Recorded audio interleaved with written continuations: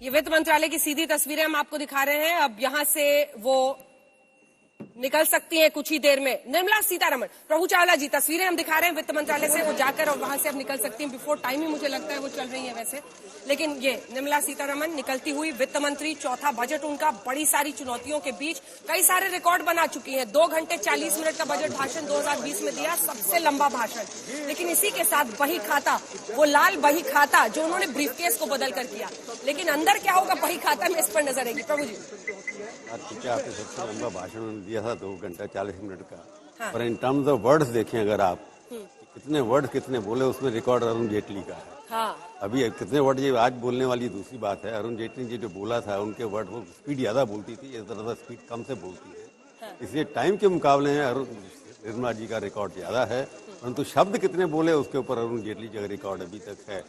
और बीजेपी के देख सकते हैं आप, पिछले जब से इंडिपेंडेंस हुई है 35 लगभग फाइनेंस मिनिस्टर बने हैं, उसमें तो कई रिपीट भी हुए हैं। मुरार देसाई इस फोटो सेशन के लिए मास्क उतारा है उन्होंने क्योंकि आज का दिन ये स्पेशल होता है, और इस स्पेशल में कलर मैचिंग नहीं है, कलर मैचिंग भी है उनकी, कलर भी कोऑर्डिनेटेड है। लेकिन इसी के साथ देखिए एक और बहुत इंटरेस्टिंग चीज है, रिकॉर्ड्स की जब बात होती है, पेपरलेस बजट उन्होंने पिछली बार किया, जिसमें एक टैबलेट से उन्होंने पूरा बजट पढ़ा।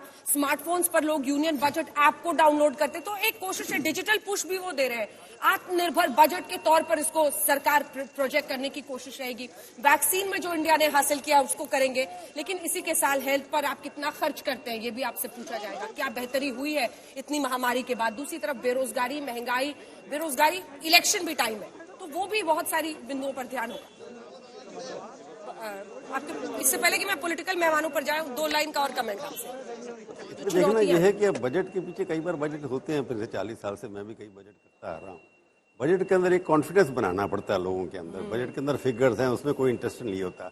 आज जैसे आपने कहा महामारी का सवाल है कि लोगों को लगता है कि इस बजट के माध्यम से क्या मेरी नौकरी बची रहेगी कि बाद में कि नहीं रहेगी, क्या कंजम्पशन इस देश के अंदर जो है बढ़ सकती है कि नहीं बढ़ सकती। इंडस्ट्री जो हमारे एमएसई जो सेक्टर हैं उनका जैसे 40% जीएडपी का पार्टिसिपेशन करते हैं, उनके सबसे ज्यादा नुकसान हुआ है। तो इस वक्त देश के अंदर आवश्यकता ये है कि महामारी से जो भी इंस्टेबिलिटी, इकोनॉमिक इंस्टेबिलिटी आई है, जो डिस्पेसल हुआ है, अनएम्प्लॉयमेंट बढ़ी है, उसके लिए बजट के अंदर क्या खुशखबरी हो सकती है। इनकम टैक्स बढ़ेगा नहीं बढ़ेगा, परंतु बाकी को लगता है कि अगले साल मेरी नौकरी रहेगी कि नहीं रहेगी, क्योंकि अर्बन एरियाज के अंदर अनएम्प्लॉयमेंट कॉस्ट ज्यादा बढ़ी है। विकास देश के अंदर हो रहा है, परंतु जैसे आपने पहले कहा कि कई करोड़ लोगों के ऐसे लोग हैं जिनके करोड़पति बन गए, अरबपति बन गए, इनकम इनइक्वालिटीज हो रही हैं, वो कैसे होगा।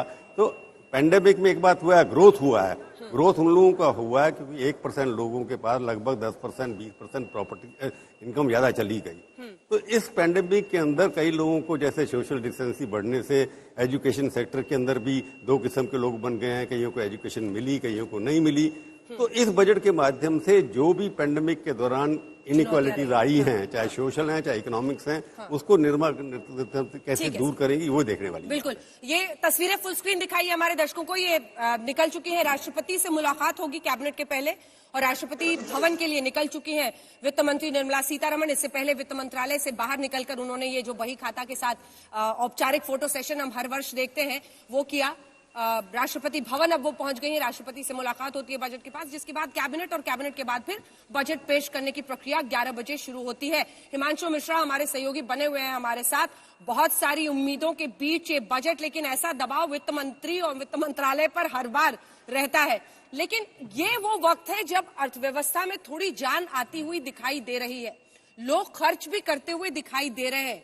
यहीं से क्या एक नए युग की शुरुआत होगी, और जो आईएमएफ का वाकई प्रेडिक्शन है कि इंडिया फास्टेस्ट ग्रोइंग इकोनॉमी विश्व का बनता हुआ दिख रहा है, उस पेस को बरकरार रखने की चुनौती होगी। हिमांशु, देखिए बिल्कुल चुनौती जरूर है निर्मला सीतारमण के कंधों पर, और आज वो अपना जब चौथा बजट पेश करेंगी तो मैं चाहूंगा अंजना कि वो सोशो इकोनॉमिक बजट हो, क्योंकि देश वही चाहता है किसान चाहता है कि उसकी इनकम बढ़ जाए। और मोदी सरकार ने ये जरूर कहा था कि 2022 में जो है किसानों की आमदनी जो है वो दुगनी हो जाएगी, यानी कि किसानों को लेकर एक बड़ी राहत जो है वो इस बजट में दिखाई देनी चाहिए। साथ ही साथ प्राइवेट सेक्टर के लिए क्या नया लेके आ रही है निर्मला सीतारमण, इंफ्रास्ट्रक्चर को कैसे बढ़ाया जाए, हेल्थ सेक्टर के लिए कैसे काम किया जाए, और साथ ही साथ बेरोजगारी को खत्म करने के लिए क्या राहत मिलेगी। और इनकम टैक्स के अंदर छूट तो हर व्यक्ति चाहता है, वो ये चाहता है कि बढ़ती महंगाई के अंदर उसको कुछ राहत मिल जाए। और यही कारण है, याद कीजिए 2011 के अंदर जब प्रणब मुखर्जी अपना बजट पेश कर रहे थे वित्त मंत्री के तौर पर, तब निर्मला सीतारमण ने, माफ कीजिएगा, सुषमा स्वराज ने कहा था नेता प्रतिपक्ष के नाते कि आप आंकड़ों के मकड़ जाल में मत फंसाइए, ये बताइए कि गरीब को क्या मिलेगा, कि क्या गरीब के पतीले के अंदर दाल, अब पानी की जगह दाल मिलेगी नहीं मिलेगी, ये बता दीजिए तो सब कुछ सही हो जाएगा। और बजट जो है एक महिला के नाम पर होना चाहिए, जिससे गृहिणी को कुछ बचत हो जाए।